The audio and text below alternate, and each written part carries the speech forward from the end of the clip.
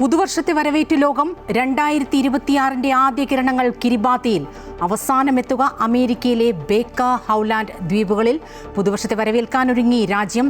ആഘോഷങ്ങൾ കനത്ത സുരക്ഷയിൽ.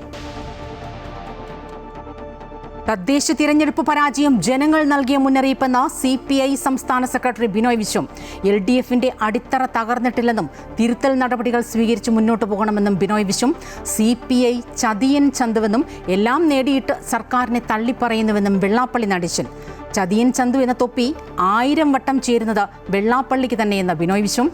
LDFന് മാർക്കിടാൻ ആരും ഏൽപ്പിച്ചിട്ടില്ലെന്നും CPI സംസ്ഥാന സെക്രട്ടറി. മതരാഷ്ട്രം എന്ന സങ്കല്പം ഗുരുനിന്ദയെന്ന മുഖ്യമന്ത്രി പിണറായി വിജയൻ. ഗുരുദേവ ദർശനങ്ങളെ ഹൈജാക്ക് ചെയ്യാൻ ചില ശക്തികൾ ശ്രമിക്കുന്നുവെന്നും ജാതിയുടെയോ മതത്തിന്റെയോ അതിരുകൾക്കുള്ളിൽ ഗുരുവിനെ തളച്ചിടാനുള്ള ശ്രമങ്ങൾക്കെതിരെ ജാഗ്രത വേണമെന്നും മുഖ്യമന്ത്രി.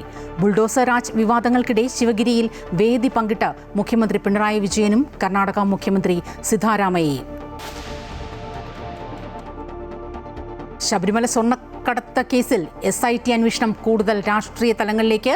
ഉണ്ണികൃഷ്ണൻ പോറ്റിയുമായുള്ള ബന്ധത്തിൽ വ്യക്തത തേടാൻ UDF കൺവീനർ അടൂർ പ്രകാശിനെ ചോദ്യം ചെയ്യും. പോറ്റിയും പങ്കജ് ഭണ്ഡാരിയും ഗോവർദ്ധനും പ്രത്യേക അന്വേഷണ സംഘത്തിന്റെ കസ്റ്റഡിയിൽ. സ്വർണ്ണക്കൊള്ളയുമായി D മണിക്ക് ബന്ധമുണ്ടോ എന്നതിൽ ഇനിയും തെളിവില്ല. പ്രതിരോധ രംഗത്ത് നിർണായക നേട്ടവുമായി ഇന്ത്യ. 2 പ്രളയ മിസൈലുകൾ വിജയകരമായി പരീക്ഷിച്ച് DRDO.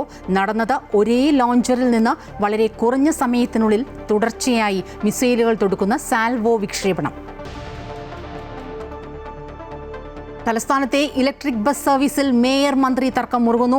ഈ ബസ് പൂർണ്ണമായും കേന്ദ്ര പദ്ധതിയല്ലെന്നും കോർപ്പറേഷൻ ആവശ്യപ്പെട്ടാൽ 24 മണിക്കൂറിനകം തിരികെ നൽകുമെന്നും KSRTCയുടെ സ്ഥലത്ത് വണ്ടിയിടാൻ അനുവദിക്കില്ലെന്നും മന്ത്രി ഗണേഷ് കുമാർ. കരാർ ലംഘനമുണ്ടെന്നും ബസ്സിടാൻ കോർപ്പറേഷന് വേറെ സ്ഥലമുണ്ടെന്നും തൽക്കാലം വാശി കാണിക്കാനില്ലെന്നും മന്ത്രിക്ക് മറുപടിയുമായി മേയർ VV രാജേഷ്.